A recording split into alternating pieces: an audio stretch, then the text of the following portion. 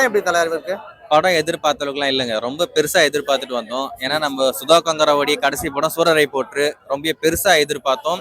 அந்த படம் பிரைம் வீடியோல வந்திருந்தா கூட அந்த படம் பார்க்கறதுக்கோ எத்தனை வாட்டி பார்த்தாலும் எனக்கு அந்த படம் போர் அடிக்காது. அந்த அளவுக்கு நல்ல படத்தை எடுத்த ஒரு டைரக்டர் இந்த படத்தை எடுத்தாங்களா அப்படின்றதே ஒரு மிகப்பெரிய கேள்விக்குறியா இருக்கு. இந்த படத்தோடைய ரன் டைம் ரொம்ப பெருசா இருக்கு அப்படின்றதே ஒரு மிகப்பெரிய குறையா நான் பாக்குறேன். படம் ஸ்டார்ட் பண்ணி 1 மணி நேரம் இந்த படம் எதை நோக்கி போகுது அப்படின்றதே தெரியாது.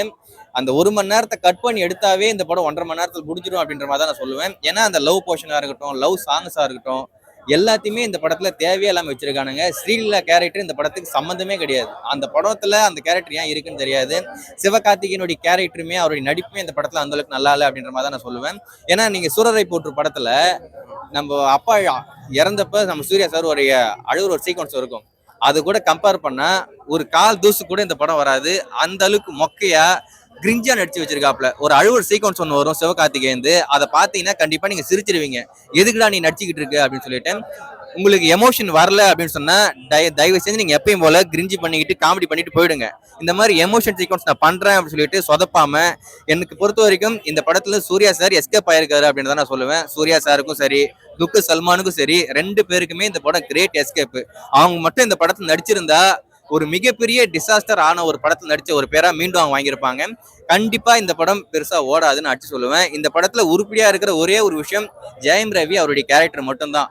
அவருடைய ரோல்லாம் ரொம்ப சூப்பரா இருந்தது. ரக்கடா பயங்கரமா பண்ணியிருந்தாப்புல. ஆனா அவரை இன்னமும் நல்லா யூஸ் பண்ணியிருந்தா இந்த படத்துல இன்னும் பயங்கரமா இருக்கும் அப்படின்ற மாதிரி நான் எதிர்பார்க்கிறேன். மற்றபடி இந்த படத்துல பெருசா நல்லா இருக்குன்னு சொல்றதுக்கு ஒண்ணுமே கிடையாது.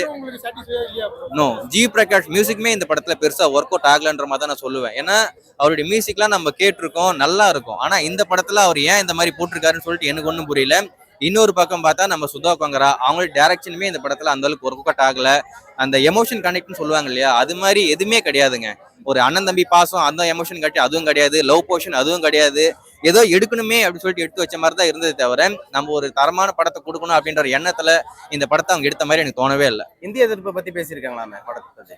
அதை பத்தி பெருசா பேசல. மீன் எப்படி சொல்லணும்னா, இந்திய எதிர்ப்பை பத்தி நம்ம ஒரு படம் எடுக்கிறோம், அது மட்டும் தான் அவங்க மைண்ட்ல இருக்கே தவிர அதை டெத்தா நம்ம காட்டலாம், இந்த மாதிரி அவங்க போராடி இருக்காங்க, இத்தனை பேர் கஷ்டப்பட்டு இறந்துருக்காங்க அதெல்லாம் காட்டலாம் அப்படிலாம் கிடையாது. ஓரலா இப்படிதான் நடந்துச்சு, இதை இத்தனை பேர் சுட்டாங்க, இப்படி பண்ணாங்க அப்படியே போதே தவிர எதுவுமே கிடையாது. எல்லாமே அறகுறை.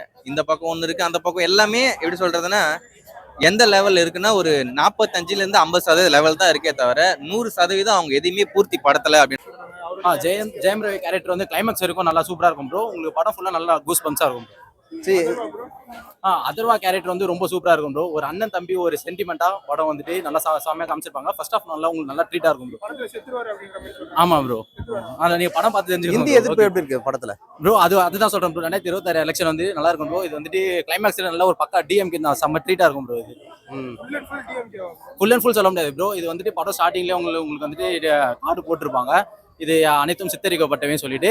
ஆனா படத்துல நிறைய உண்மை சம்பவம் இருக்கு. கிளைமேக்ஸ் பார்க்கும்போது உங்களுக்கே நீங்க ஒரு பக்கா டிஎம்கே இருக்கலாம். அண்ணாவோட கேரக்டர் எல்லாமே நல்லா சூப்பரா காமிச்சு அப்படி ஓப்பனா சொல்லல ப்ரோ. இது எல்லாமே சித்தரிக்கப்பட்டவேன்னு போட்டிருக்காங்க. ஆனா இதுல ஒரு சில இதுகள் வந்து உண்மையா இருக்கலாம். கிளைமேக்ஸ் உங்களுக்கு நல்லா சூப்பரா இருக்கும் ப்ரோ. நீங்க எதிர்பார்க்க பிடிச்ச சீன் எதனா ஒரு சீன் சொல்லுங்களா இந்திய எதிர்ப்பை பற்றி?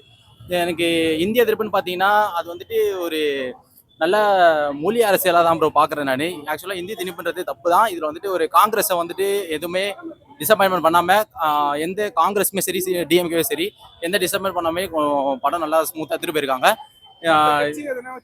இல்லை ப்ரோ, மற்ற கட்சி எதுவுமே இன்வால்வ் பண்ணலை.